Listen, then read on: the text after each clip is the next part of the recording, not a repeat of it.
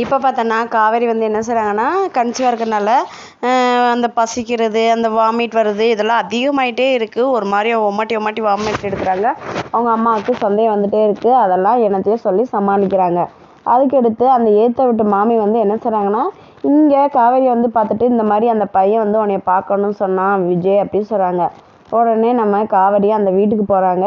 அப்போ வந்து காவேரி வந்து அப்படியே உள்ளே போகிறதே சர்ப்ரைஸாக போகிற மாதிரி போகிறாங்க. உடனே இதெல்லாம் பார்த்துட்டு செம ஹாப்பியாகிறாரு விஜய் வழக்கம் போல். அதுக்கடுத்து எதுக்கு வர சொன்னீங்க அப்படின்னு சொல்லி நீ எதுக்கு எனக்கு கால் பண்ண அப்படின்னு சொல்லி இல்லை நீங்கள் எதுக்கு வர சொன்னீங்க நீங்கள் மொதல் சொல்லுங்கள் அப்படின்னு. அது உடனே விஜய் சொன்னாங்க நீ சொல்லு அப்படின்றாங்க. ஏன்னா அந்த வெண்ணிலாவுக்கு ஞாபகம் வந்துடுச்சு நம்மளுடைய கல்யாணம் ஆயிடுச்சு நீங்கள் சொன்னீங்களா அப்படின்றாங்க.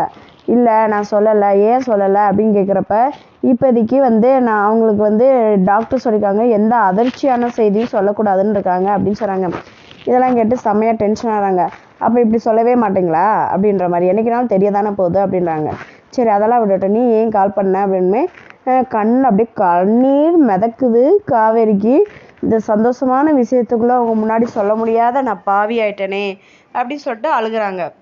விஜய் என்னாச்சு ஏதாச்சு அப்படின்னு சொல்லிட்டு திருப்பி திருப்பி கேட்டுகிட்டே இருக்காரு. என்ன நடக்குது வெயிட் பண்ணி பார்ப்போம். நம்ம சேனலுக்கு புதுசாக மறக்காமல் லைக் பண்ணி சப்ஸ்கிரைப் பண்ணுங்கள்.